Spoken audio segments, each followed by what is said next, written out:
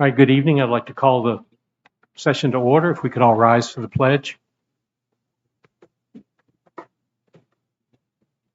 pledge allegiance to the flag of the United States of America, to the republic for which it stands, one nation under God, indivisible, with liberty and justice for all.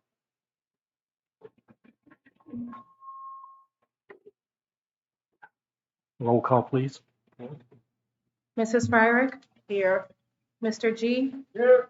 Mr. Posnell? Here. Mr. Robinson? Here. Mr. Sanders? Here. Mrs. Schrader? Here. Mr. Sears? Here. Mr. Sullivan? Here. Mr. Tillman? Here. 9 members present. Thank you. And a reminder to please silence your cell phones during the meeting. And this will be the first opportunity for public comment. All comments and questions will be addressed to the president. Board and staff members will not normally respond to comments or questions during the meeting unless recognized by the president for this purpose. Comments will be limited at the discretion of the president to 5 minutes or less.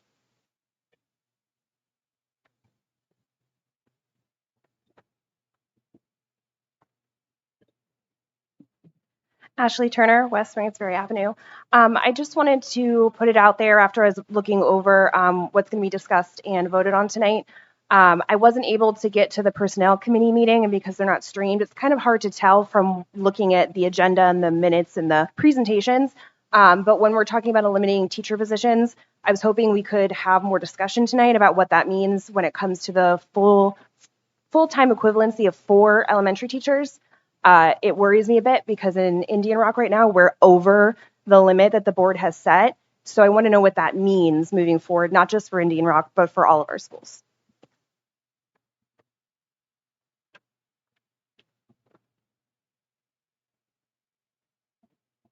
Okay, thank you. You have a link here to the minutes from the regular monthly meeting held on March 28th, 2022. Does anybody have any changes or corrections, or they can be approved and submitted as they are? Okay. The board met tonight in executive session at 5:30 p.m. as permitted by Section 707 of the Sunshine Act for the purposes of discussing personnel. No official action was taken. Dr. Williams. Thank you, Mr. Posnell. First item of business tonight on the superintendent's report is the administration recommends board approval of the overnight field trip request for the New York Suburban High School Family Career and Community Leaders of America organization. This is information discussion tonight for voting next meeting. Any questions or comments about that trip? I have a question. There were 5 people that went, 3 people are going to national. Is everybody that wants to go able to go, even if they need some help from the school? Is there money available to help some of these students? There would be resources available, but some are choosing not to go. Okay, so that's okay. Hopefully it's not for financial reasons. I'll double check that. Okay, thank you. I appreciate it. Yeah, I would just like to say hats off to these students. Anytime you're eligible to attend and present at a national conference, that's a real feather in your cap. I can only imagine what it might be like if we had an athletic team that was eligible to participate at the national level, the kind of excitement that there might be in the community. So my hat is off to these students and their advisors for the hard work and accomplishments that they have shown. Thank you. Okay, thank you very much. Item B, future focused planning update from Dr. Krauser. Dr. Krauser recently held a couple of meetings about FFP. Give us an update. Thank you. Good evening, everyone. This is probably a review. Most of you either were present at those meetings or viewed them via streaming that evening. So this is just a brief overview of Mr. Staub helping with some slides there. So we've had 2 recent events. The first one, we did give an update at the end of the month, which was our virtual community meeting. And then, of course, we had 2 meetings on April 7th, one in the morning and one in the evening. We talked about some emerging themes. Again, these meetings were based on receiving feedback to provide that conduit of information back to the board. 3 big items that we talked about, both that emerged from the February 23rd and again on April 7th, was YS culture, facilities, and taxes. So we unpack those a little bit more deeply. We talk about the same school identity being duplicated in larger schools. The first one, all about culture, was an exciting one because, as we know, this is what makes YS. We're who we are because of the people that we are. And we address a lot of questions related to that as to ensure that we're maintaining the people of YS. So that involves making sure that we're continuing to hire, retain, and keep our teachers, and certainly keep that school identity. And that comes from the community, the culture, the involvement from our parents. The second part, some questions that were emerged around facilities, and a lot of conversations about big schools versus small schools. Because as 4B recommendation was a realignment, we think about the vision of that realignment and the opportunities it affords both the administration, the students, and the community. We talked a lot about that difference between maintaining the difference between a big school and a small school. We held true to the notion that this is still maintaining class size guidelines. And that is the goal with the realignment, that we have a better way to fiscally do that to ensure that we can keep our students in those classrooms with those guidelines to ensure that they're meeting with great success in our students. The last item that came up is this emerging theme is about taxes. We did address some of those questions, but we also continue to remind our community members that we do have a tax calculator that's on the FFP website. And we shared this example, with option 4B, for your assessed property value at $150,000, the average annual cost to that tax bill would be between $60 and $61.50. So that's an annual or a per year increase. We did share on the next slide, and we basically just pulled this right from the presentation. This was the millage comparison for that phasing in process for our options, option 1, option 4, and option 4B. And again, we talked about that realization that happens because of the efficiencies gleaned from 4B as we consolidate. We reduce in transportation, we reduce in staffing costs, and that creates some additional efficiencies as we move through that. Again, ensuring that we're keeping our academic program at the forefront, as well as the culture and the community at large. So that was kind of a review of the night. Again, next steps, again, the board is on pause as they've been continuing to receive this community feedback and information as they're continuing that process, and I know that they're engaged in the hiring of a new superintendent. So at that point, we're just going to continue to receive feedback from the board and wait directions and next steps when the new superintendent's on board. Questions? Dr. Carlson? Yes. Just a clarification, the one slide up there that you have that says the average tax increase would be between $60 and $61. That's just for that project. Would you? Correct. On that particular slide right here, that's using the tax calculator. So if your home is assessed at $150,000, your increase, and it's broken down to a point, I believe it was $61.50 every single year, and then the last year was $60. So if you know the assessed value of your home, you can go into that calculator and you can enter that. We also have a link to the property assessments that you can find your own. But that will not be your total tax increase. That will be just for that portion. Correct. Whatever option is chosen. There are other considerations as we look at the operating budget. Correct. So this is just tied to the 4B. Yes. If there's additional increases for the tax or the overall budget, it would be an add-on to that. Correct. Wonderful. Thank you. Thank you, Dr. Krauser. Tonight's administrative reports. I think we'll start with Dr. Adams from the high school. All right, good evening, everyone. Springtime is an exciting time everywhere, but especially at the high school. I can assure you that there isn't a lot of downtime, which comes from, and Neve, I'm sure you'll echo about what I'm about to say. So it's an exciting time. We just wrapped up Minithon. I'm not going to share a lot about that because I'm sure Neve is going to, but I do need to make sure that I send my congratulations to the students. It's a student-run event, and I want to make sure that everyone's aware of that. I believe that you are, but anyone who's watching or listening, the students do a phenomenal job, and Mr. Whiteley and Ms. Ryder do a nice job of allowing them to have that opportunity to engage in the planning, the execution, and the organization of that 9 years now that we've been doing that. This year, $72,620 brings our 9-year total up to over $600,000 that that the students of York Suburban have raised along with the commitment of the staff and our community, truly our community. Now switch gears a little bit from something that's really positive to something that is positive, but maybe not quite as exciting. That's we do have testing coming up.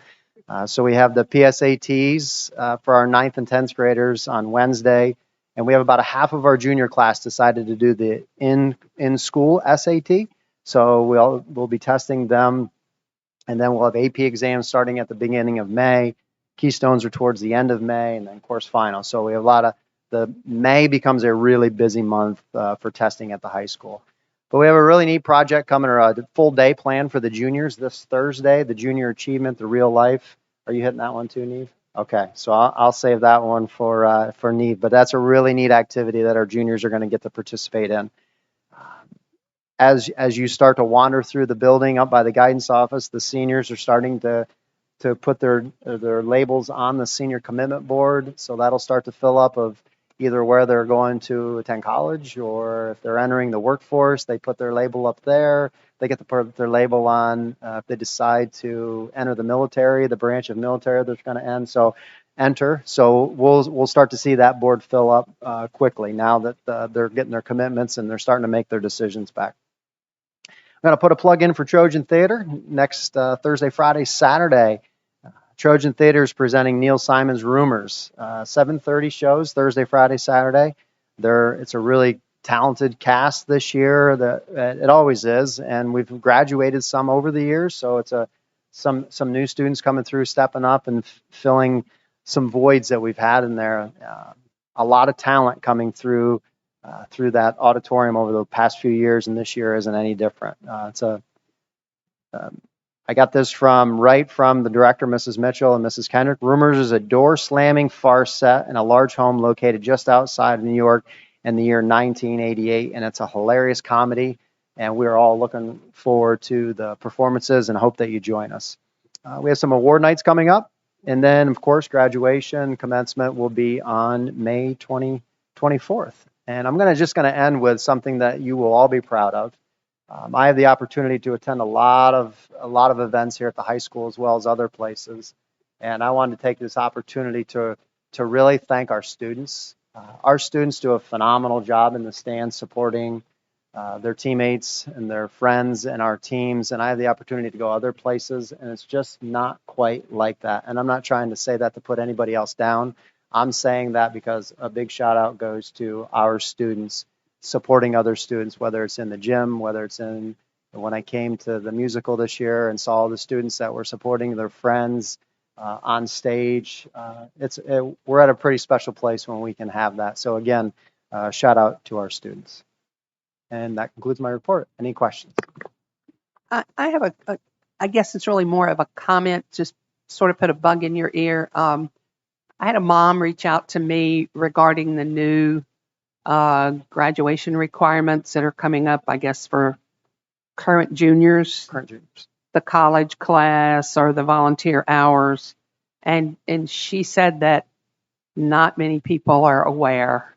And I know, short of drilling a hole in somebody's head and pouring the information in, that gets to be difficult. But I mean, just so you're aware, she said that she has friends, her child's friends, like, I don't know what you're talking about. So just a bug in your ear that maybe more communication might be in order. Okay. And I know that we're in the scheduling process right now. We'll start to develop the master schedule and the calendar. We just met the other day, and counselors will start to take the course selection of the students, the requests, and then start to pull that together to make sure that they're meeting the requirements and they're on pace for that. But yeah, thank you. I'll take that back to them. Anything else? Okay, thank you. Thank you very much. Dr. Gully.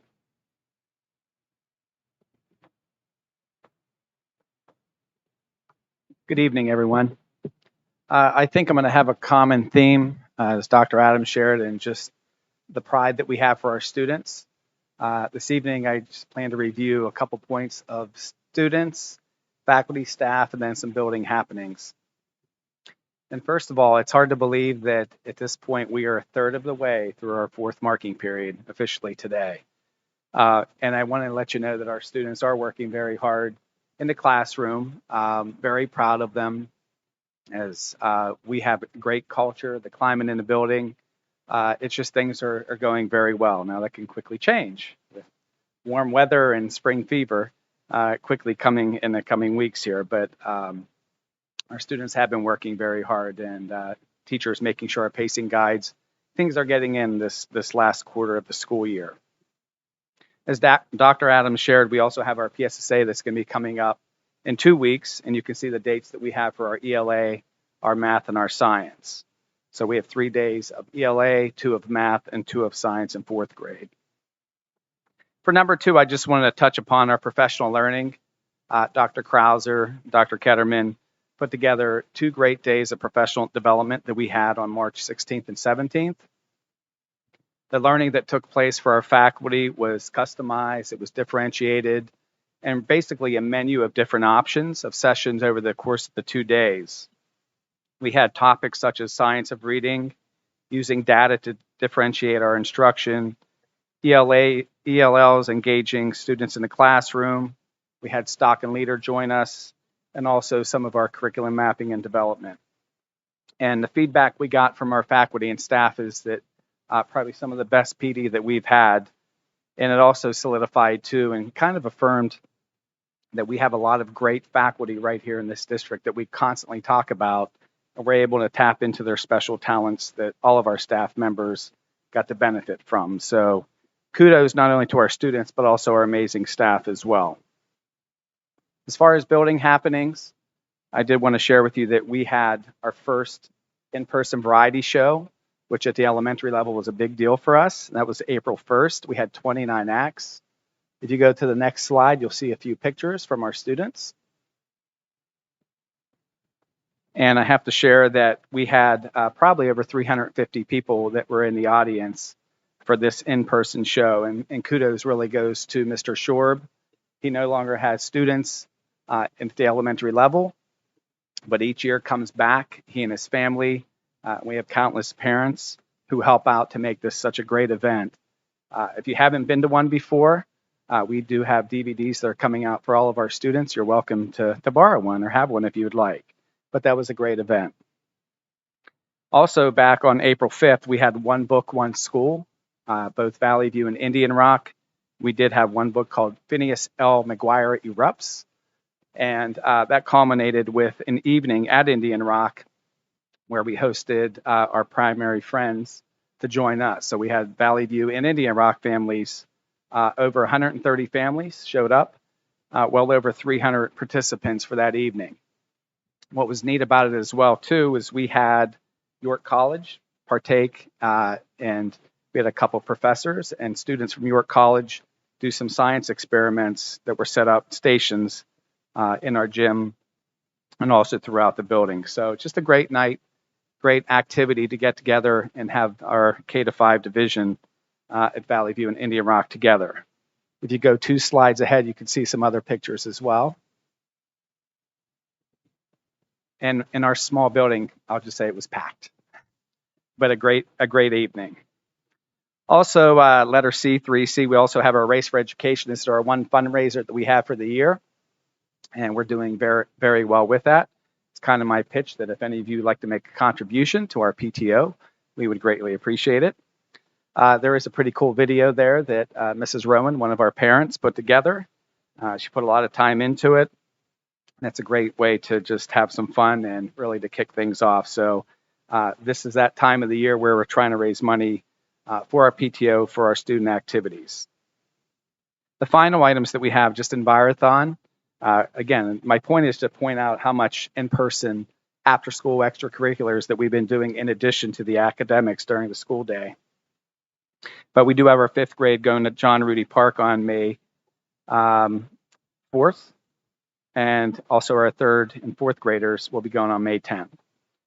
In addition, we also have a Girls on the Run program that runs after school twice a week. We're proud to have that. We'll soon be starting Miles in the Morning for this last in the spring as well. We're hopeful to kick that off during these final weeks.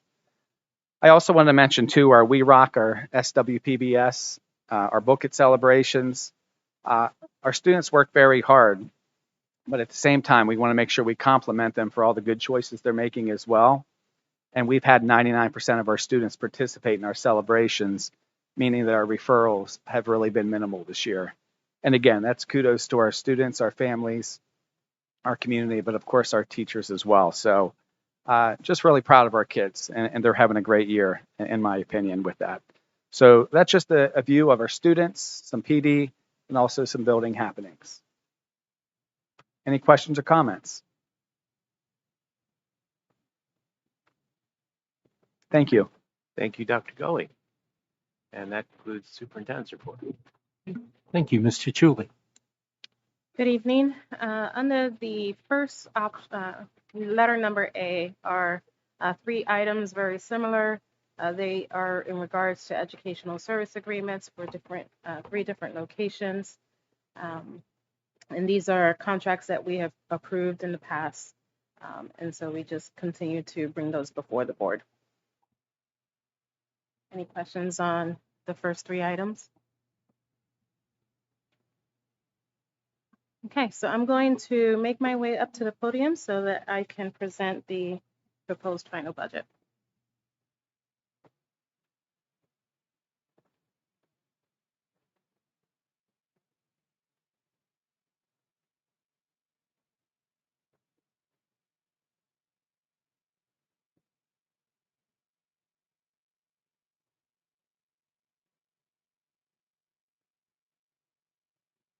Thank you for bearing with me.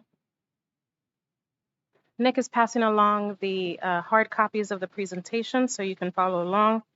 The second item is a handout from Mr. Sears.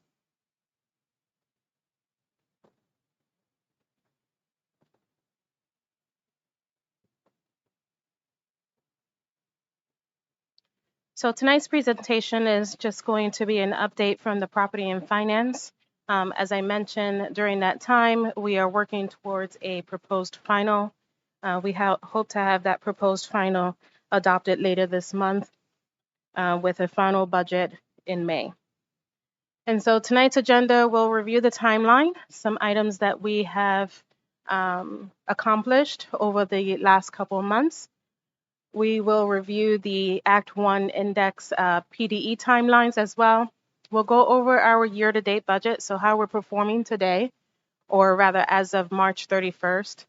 We'll review the revenues and expenditure changes since the Property and Finance Committee on March 16th. We'll talk about tax increase impact and then long-term projections. So each month we have had an assignment or a task of some sort to accomplish as we go through the budget process. And you'll see the line items that we have already accomplished and in the month that it was accomplished. The last item under February of 2020, where the board establishes the parameters, was actually done through discussion, not officially, at a Property and Finance Committee meeting on the 16th. So April and May, we have still a lot of work to do. Tonight we'll review revenues, review the changes to revenues and expenditures, and we'll do that for every single meeting up until the final budget is proposed. We'll talk about the final tax increase, and again, we'll have an opportunity to discuss this more on April 25th and on May 2nd. We'll begin to advertise the board's intent to adopt the 22-23 proposed final budget. And that will begin, we'll start making the proposed final available for public inspection on our district website and as well as at the Ed Center beginning tomorrow. So every time we make changes to the proposed final, they will be posted on the website and available at the district office. Personnel committee meeting occurred on April 7th. In May, just a couple highlights of things that we'll need to do is on May 2nd, we'll have a Property and Finance Committee meeting at 5 p.m. at the Ed Center, and it's open to the public. At that point, we'll also review changes to the revenues and expenditures. PDE will announce the property tax relief allocation by May 1st. The County Assessment Office will provide school districts with the approved homestead farmstead properties, and that's usually done before PDE comes out with their allocation. As I mentioned, we'll advertise 20 days prior to the final budget adoption of the board's intent. And then, of course, we have the adoption of the 22-23 final budget. And that is scheduled at this time to be May 23rd. So Act 1, or PDE, has strict timeline on when the proposed final budgets must be done. So we have until May 31st of 2020 to adopt a proposed final budget, and June 30th of 2020 to adopt the final budget. So coming up as a summary, we have scheduled to adopt the proposed final on April 25th, 2020. We'll begin the public inspection tomorrow, again, on our district website or at the Ed Center. And then our final budget adoption is scheduled for May 23rd. That gives us enough time to have our taxes reconciled and sent over to the printers, printed and mailed by July 1st. So how are we performing to date or through March 31st of 2020? So as of right now, our revenues, we have collected 86% of our total budgeted revenues. 96% come from local. We're at 52% for state and 16% for federal. A couple highlights that I'd like to share with you regarding our local revenues. Real estate taxes, we collected $42.7 million. It was 100% or slightly above, because we actually collected $42,538 more than what we budgeted. For EIT, we collected 54% of our budget, and we're on par with where we were this time last year. Transfer taxes, we've collected $350,000 more than what we've budgeted, and that is strictly due to the housing market. Delinquent taxes, we are at 52% of budget, and that is also in line with the prior year. Interest income is down by $173,000 from this time last year. Gaming receipts are at 44% of our budget expenditure, total revenues. On the expenditure side, you can see that we are at 70% of total budgeted expenditures. This time last year, we were at 66%. A couple of highlights on that is in the area of property. That amount also includes the payments for the chiller replacement that we're currently undergoing. That is booked to general fund instead of capital fund because it's being funded through ESSA money. And then the other area that is significant, there's a significant variance that you will see is other financing uses, where it is at 118% of budgeted expenditures. That includes a budgetary transfer that the board approved for $400,000 for transfer money that we did not anticipate. And so we put that aside for future projects.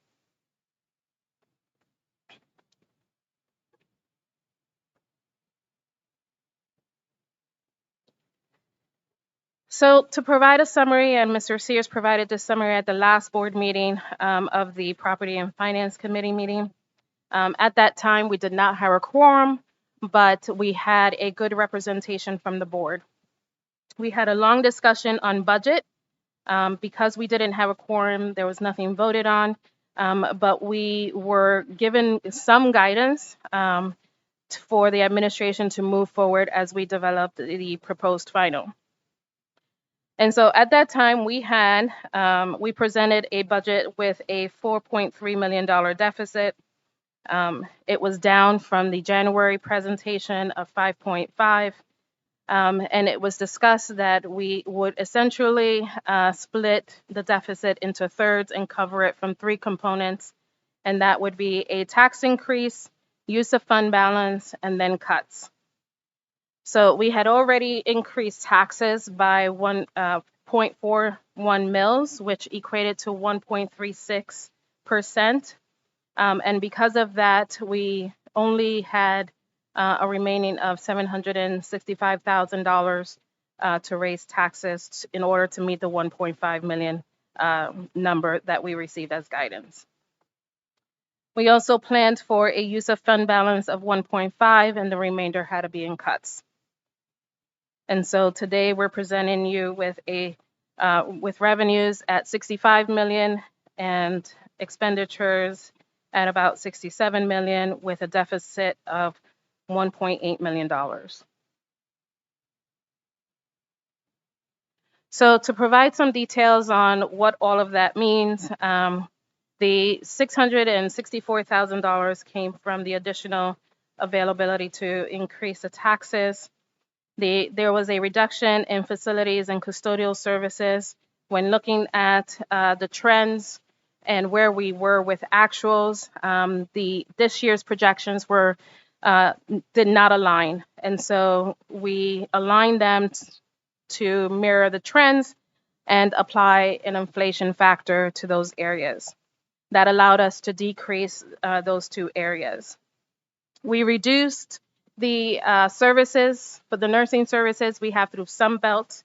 One was a one-to-one nurse that we no longer require, and the other one was for a COVID nurse.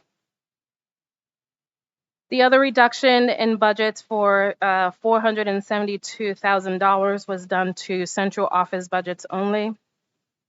And then there was, from the Personnel Committee meeting that we had on April 7th, the recommendation to eliminate 6 positions through attrition and to increase the medical premium to 7% instead of 10%. That yielded a budgetary savings of almost $1.2 million.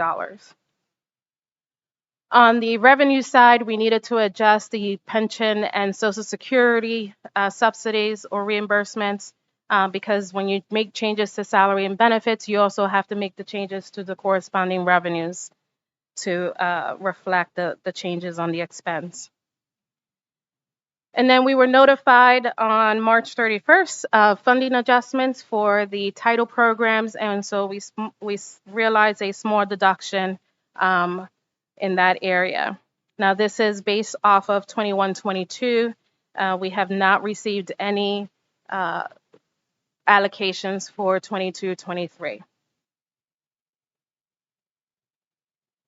So these are tax scenarios that were presented on March 16th of 2020. There were 2 areas that was circled. The first was the assessed values to show the decrease between the approved assessed values for 21-22 and the current assessed values. And this is something that we had been talking about since November when the certified assessed values were released. And so we continue to monitor that. And so I provided the board with what the percentage increases would be for the different scenarios and what that would yield.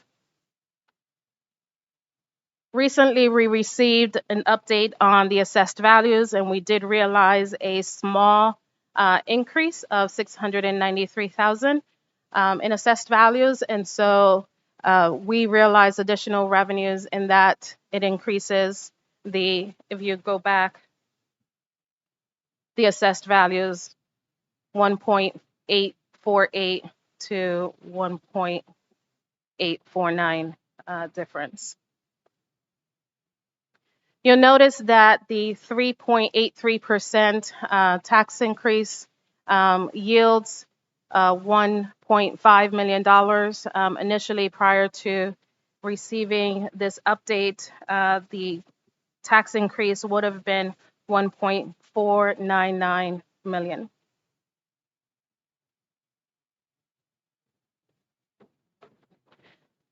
So a review of our 22-23 projected revenues. This is a side-by-side comparison, and as you can see, nothing much has changed. The majority of our taxes still come from local sources, with that being almost at 80% of total revenues, with state and federal revenues being at 20%. Now, federal money is kind of higher. It's slightly higher because of the ESSA money. So you'll see in the projections that that begins to fall off after 24. Here's another side-by-side comparison, and this compares each of the revenue sources for 22-23 and 21-22. And then on the right-hand side, I detailed how we got to each of the amounts that we're projecting.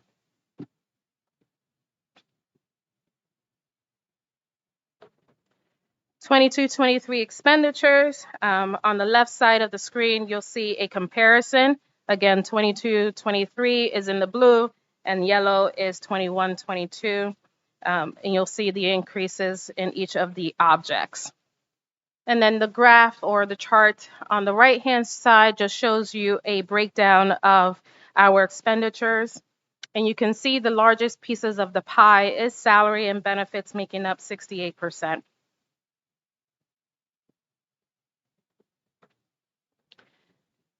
Similar to the revenues, I wanted to provide some detail on the increases and how we arrived to those increases. For salaries, just a reminder that we had to make assumptions for teacher salaries because we're in negotiations. So that may change depending on the outcome of those discussions. On the benefit side, we increased benefits by law. So Social Security and pension is dependent on the total salary amount. Medical insurance is at 7% increase, and PSERS is budgeted at 35.26%, which is the PSERS employer contribution rate that was certified in December. For professional services, the 300 series, you'll see that there is a increase of 23.45%. And that is due to increases in IU services. Lincoln Edge is a program that we use for our cyber students, and we do have significant increases in substitute costs. The other area that I would like to highlight is the 500 series, other purchase services.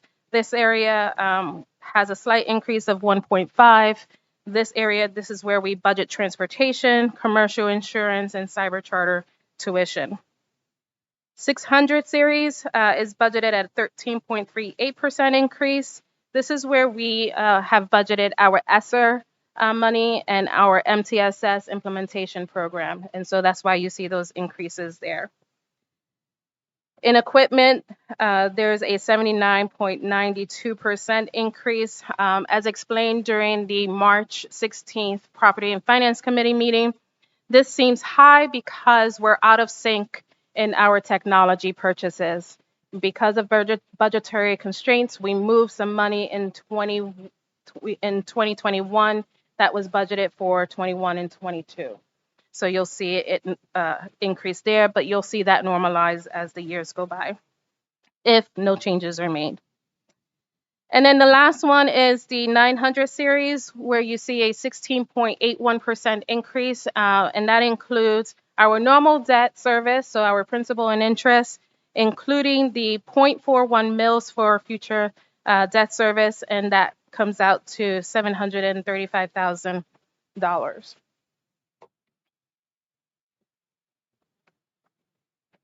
So I wanted to provide what this proposed budget would do to our fund balance if we're assuming that we would use $1.7 million, close to $2 million, $1.8 million in fund balance. And so the 21-22 is how it appears currently. And you'll see that we have reserves in PSERS, healthcare, capital projects, future debt service, technology, special education curriculum. We have a budgetary reserve budgeted for 21-22 that was approved by the board. On the 22-23 side, that would be contingent upon the board's approval, which is a request from the administration at this time. And then the planned deficit, which would leave us with an unassigned amount of almost $2.7 million in unassigned. The total is 3.97. That's the unassigned as a percentage of the expenditures. The $10 million or close to $11 million is 1.97 months of actual expenditures based off of the projected budget. Long-term projections. I provided the board with a second handout. There are 3 pages to that second handout. The first is the long-term projections that was presented at the March 16th meeting. The second is the proposed final, which is being presented tonight. So this is current proposed final, and it uses the same assumptions. It doesn't change or move away from the assumptions that were discussed in March. And then the last one is just a sensitivity analysis. And what we did in this long-term projections with tax increases is that we're providing you with long-term projections, assuming that the board would increase taxes by the Act 1 index. And we use the IFO, the Independent Fiscal Office projections through 25-26. And so in 23-24, the Act 1 index is assumed to be 4.3. In 24-25, 4.3. In 25-26, 3.6. And then there was no projections available. There weren't any projections available for 26-27. And so I assumed a 3% increase. This is not to assume that the administration is assuming a tax increase. I just wanted you to see what that would look like.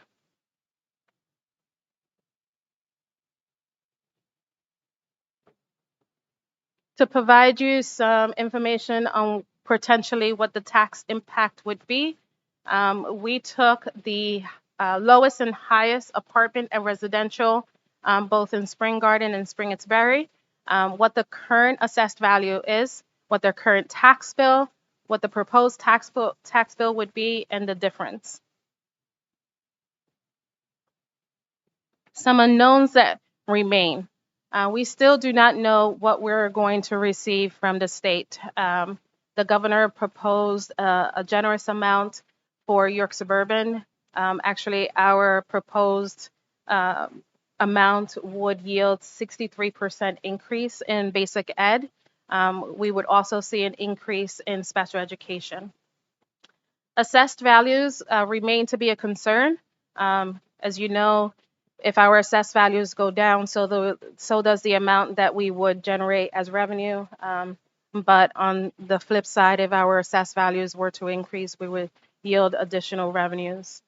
We don't know what the housing market is going to be in the future. We have benefited from the market, and we hope to continue to do that. But as interest rates rise, we anticipate that activity will slow down. Federal programs, while we saw a small increase, we still don't know what 22-23 will bring. We won't know that until probably late spring, early summer. Again, as I mentioned, teacher negotiation and cyber charter enrollments continue to be a concern. We currently have about 170 students in cyber charter. That is not including in Lincoln Edge. And we have budgeted for the current year 165 students. And in Lincoln Edge, we have 96 students. We have budgeted for 50. And so those numbers fluctuate depending on activity. And I know that the administration is working hard at recalling or attracting back those students. So now it's time for questions.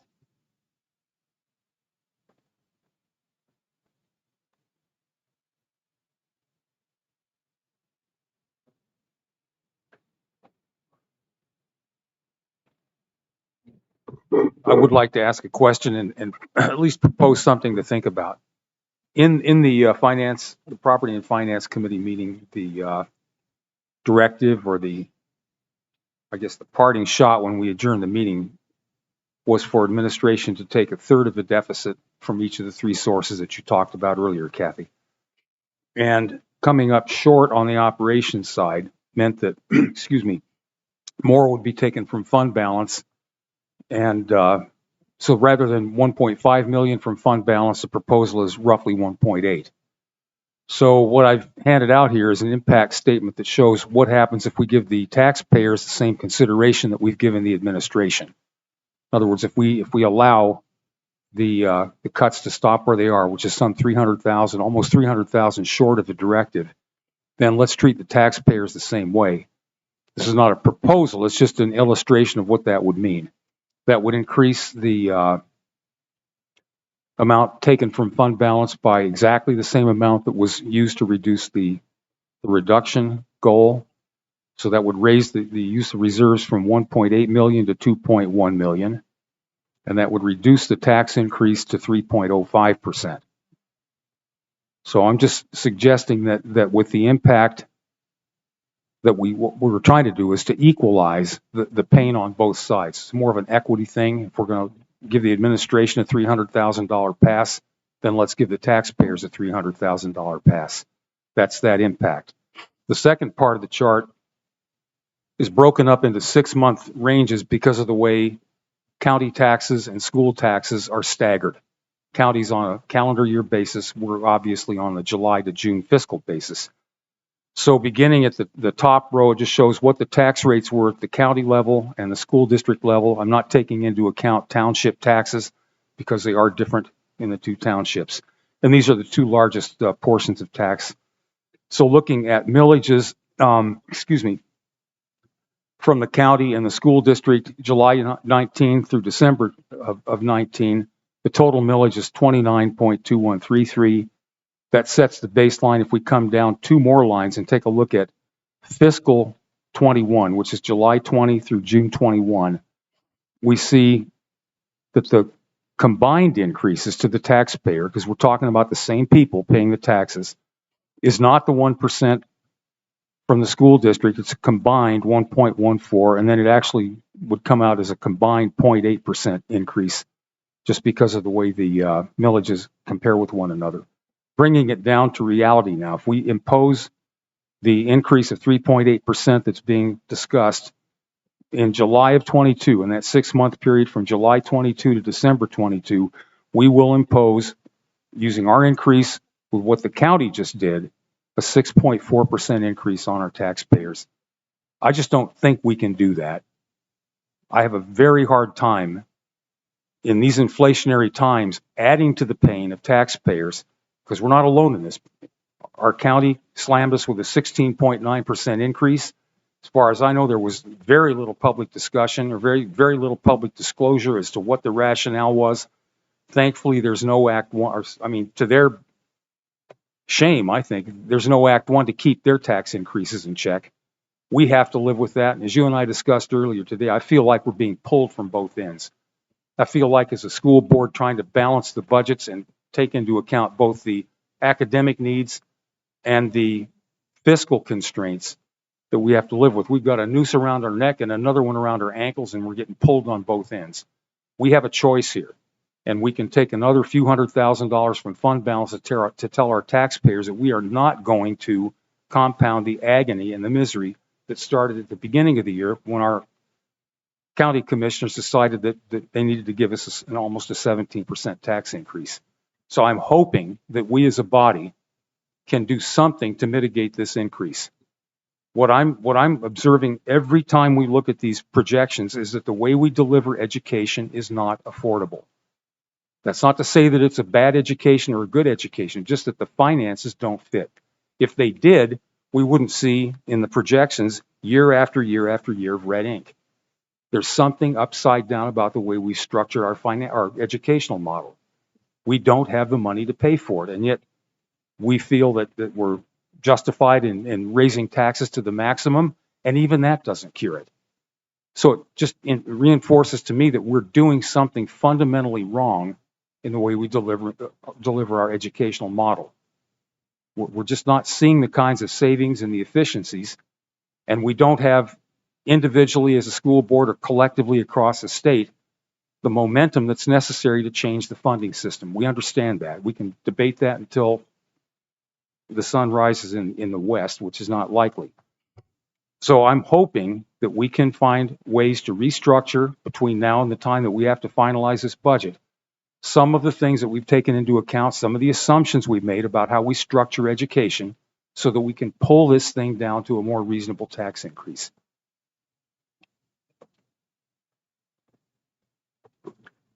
Joel, the difference there of the administration's recommendation and your alternative is 0.75%. That's correct. So talk to me about dollars and cents. What does that mean? We used a $150,000 average house on a previous presentation. How much money is that to the taxpayer? Talk to me dollars and cents. It's $300,000 that stays in the budget forever, Lois Ann. No, that's not what I'm asking. I know. I understand the question, and we can trivialize it. It might be $5. I'm asking, may I just please have an answer to my question? I didn't run the exact numbers. It's probably $5. The $50 was the estimate on the median home. So I estimated about a $32 difference annually, 32. based off of it's $158,000 that we So do our average on. So $30, we're talking about a difference of $32. Okay. And secondly, am I right that this handout that we were given was prepared by Mr. Sears? That's correct. May I ask, in the future, when a board member creates a handout and is distributed to the board, that be documented on the paper? Because I'm one to keep these and go back and review. And if I don't note that this was prepared by a board member, I think it comes from the administration. So in the future, when we are presenting to our colleagues, if we could just say prepared by the board member, otherwise the assumption is it's prepared by the administration, and that can be misleading. Thank you.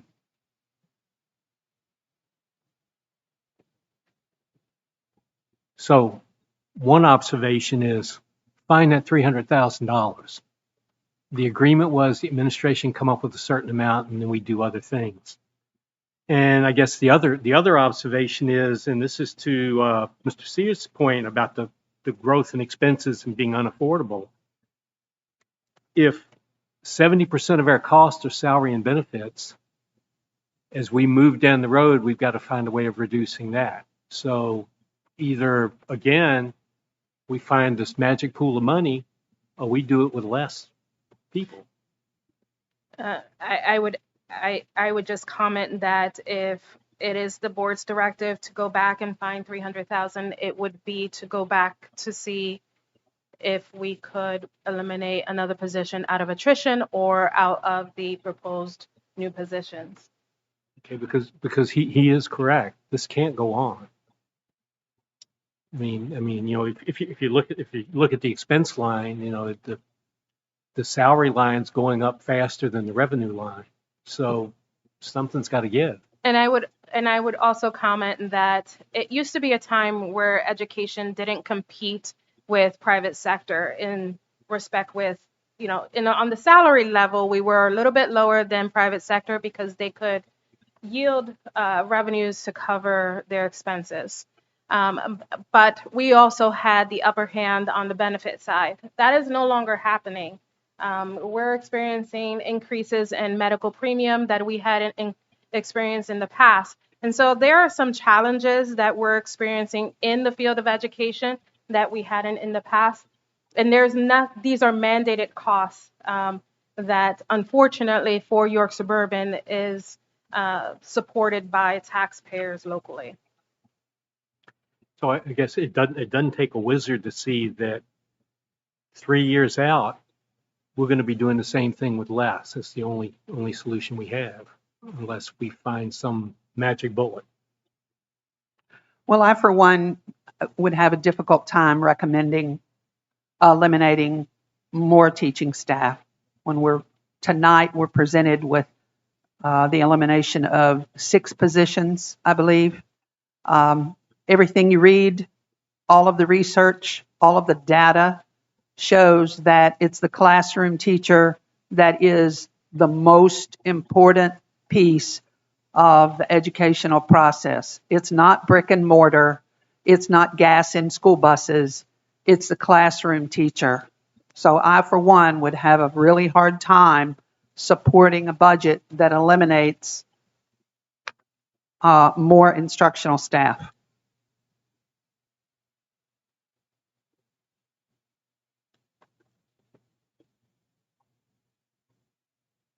There are no further questions or comments. That concludes my report.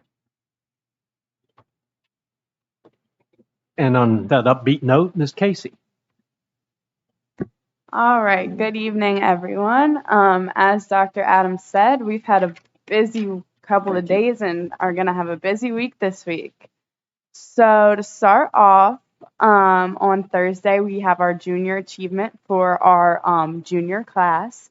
And it's an all-day event for the juniors where we're going to rotate around stations that are going to help us prepare for our future careers and help with some financial literacy skills. So that should be a really fun day. I'm looking forward to it. And also, we had Mini-thon on Friday/Saturday. And we had around 370 students registered, which is a great turnout, and I'm really happy about that. And as Dr. Adams said, we raised over $72,600. Some of the activities there included trivia, sports tournaments like dodgeball, kickball, or handball, soccer. We had a magician who was really great. There was a puppy room, a salon where people were getting their hair cut, and pool activities. We had the pool open again. And just again, a big thank you to our entire Mini-thon committee. They put so much hard work into this, and our advisors, Mr. Whaley and Miss Ryder. Lastly, I have some exciting news for our Link crew. We have our final event of the year, which is called the Let's Rev It Up event. It is a Revs game on Friday, May 6th at 6:30, which is a fireworks night. And the freshmen and Link crew leaders get in for free because it is a Link crew event. But the community is really encouraged to come. The tickets are only $10, and 50% of the proceeds go to the Link crew program. So I have a flyer here tonight with the QR code that'll help you sign up. And it is also on the YS website. So I really encourage you guys, your friends and family to come support our Link crew and have a fun night at the Rev Stadium. And that concludes my report. Okay, thank you. Mr. Robinson, personnel. Thank you, Mr. Posnow. Let's see here. Item 1, the minutes are presented from the meeting held on February 7th, 2022. Item 2, update from the meeting held on April 4th, 2022, a brief statement response to some questions. The meeting of the Personnel Committee on April 4th has elicited questions pertaining to the recommendations that will be presented this evening. The committee is recommending 4 elementary and 2 secondary teachers who are retiring not be replaced. The administration is confident this reduction will not result in unreasonable increases in class size and is making every effort to keep class sizes consistent with current district policy. As has occurred in the past, class size at Indian Rock may go beyond the guidelines by 1 or 2 students for the 3rd grade. These recommendations underscore the challenges facing our district at a time when our community is required to shoulder the lion's share of educational funding for public education. Resources are constantly extracted by legislative fiat and channeled to profit-making charter, cyber charter, and private schools. In addition, the number of young people entering the teaching profession has diminished to a point where we are already seeing influences of teacher shortages. Not to mention our buildings, with one exception, are aging and in need of attention. With all of these factors in mind, the recommendations the Personnel Committee makes this evening may seem mild in comparison to the one the board will be forced to consider in the future. And on that note, I'll move to item 3, consent agenda. You have before you the personnel report. Would any board member like any of these items considered separately, or are there any questions on any of these items? If not, the chair moves approval of the below mentioned items. Have a second? I have a question on. Can I have a second? I'll second the motion. Thank you. I have a question on item I that lists 4 elementary full-time teachers and 2 secondary. Can you tell me what grade levels will be affected by the elementary and what subjects at the secondary level will be affected? I cannot, but I can refer that question to the administration. Yeah, the elementary positions, some of those positions will be utilized in the middle school level, and high school positions will be removed, and some personnel shifted around there.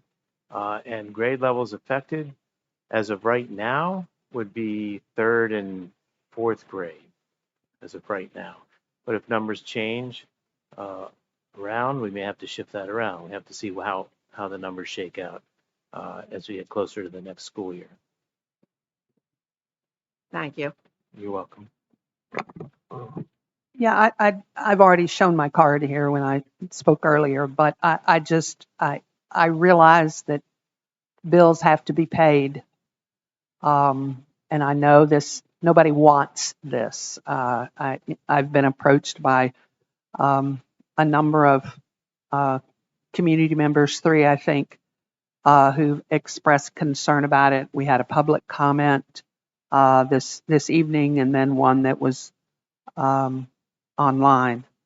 So this is something that the community is concerned about, and I share that concern. And I guess what it amounts to is next fall, when we see classroom numbers, we need to be willing and prepared to hire if those numbers exceed the 1 or 2 that we've been told about.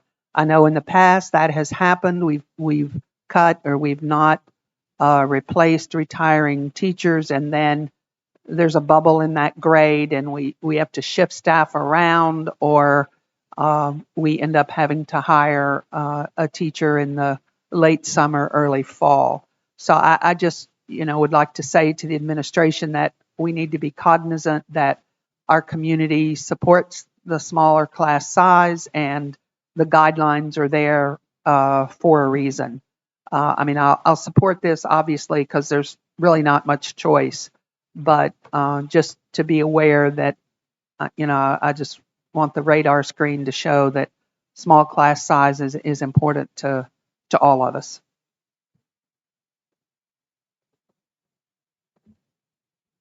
If I may add to that, Lois Ann, I know we are cutting teachers, but if you look farther down under item J, it does allow us to add to our special education support with our teachers there, along with another school psychologist. So we do have kind of a offset there where we do get a positive, even though there is a negative. Good point.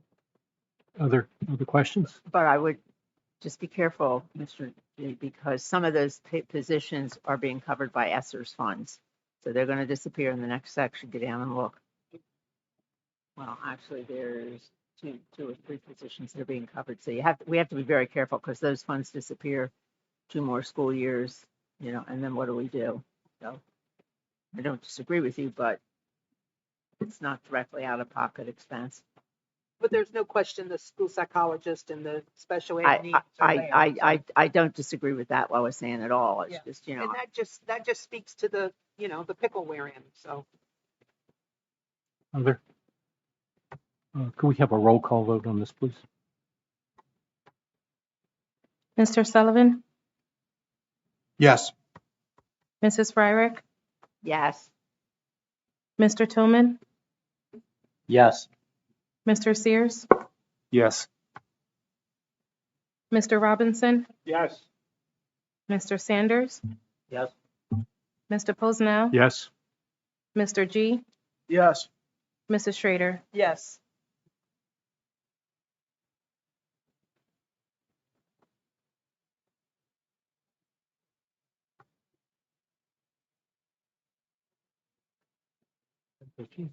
That concludes my report. Would you like to do a legislative update? I suppose. Well, it's along the same lines. I mean, legislatively, House Bill 2169 passed out of the Education Committee is heading to a floor vote. This is another effort to devote taxpayers' resources from public schools and an attempt to hold cyber charters and charters to account. It's not a good bill. I mean, I think you've heard me expound on this before. I won't go into it, but it's a bad bill. Anybody who's interested in the welfare of public education, I think, ought to vote against it. That's my opinion. Senate 297 is aimed at restricting the ability of school districts to seek appeals of underassessed properties. That's not good for us. Senate 1143 is aimed at reducing tax burdens by seeing local governments are more fairly compensated for state-owned lands exempt from taxation. That really doesn't do us much good. The House Education Committee passed a concurrent resolution along party lines to reject the changes proposed by the Independent Regulation Review Commission. These changes are aimed at greater accountability and holding cyber charters and charters to account, especially in their enrollment and student selection policies. Last but not least, Advocacy Day is on April 25th. For those of you who wish to join me in Harrisburg to tell those rascals what we've been talking about tonight, please feel free to sign up. That concludes my report. Okay, thank you. York Adams Academy, Ms. Fryer. Do you want to do the LIU You can do, yeah, whichever order you choose. Yeah, whatever. Okay. Lincoln Intermediate, I have actually no report from either the Lincoln Intermediate unit or from the JOA. Moving on to York Adams Academy, you have before you the highlights of the board meeting of March 29th to give you some idea of what we're talking about out there. And at this point, actually today I was out there and we have 25 to 30 students who are ready for graduation. And the director has told me that we will probably have 50 or more graduates for the entire school this spring. So we're very, very excited about that. And that concludes my report. Okay, thank you. York County School of Technology. I have no report this evening. Okay, thank you. Thank you for everybody that came to sit with us tonight. There is a link to upcoming events on here, as well as the board meeting and committee schedules. And this will be your last opportunity for public comment. Hearing none, I think we're adjourned.